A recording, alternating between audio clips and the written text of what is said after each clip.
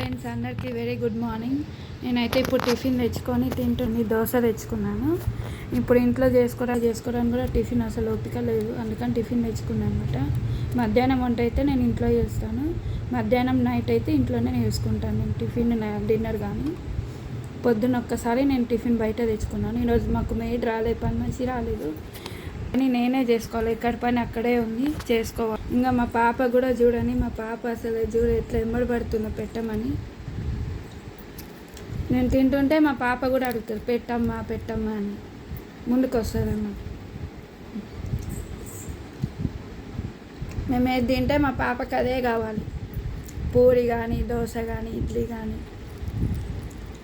మేము ఏది తింటే మా పాపకి అదే అడుగుతుంది, గోల గోల చేస్తుంది పెట్టమని.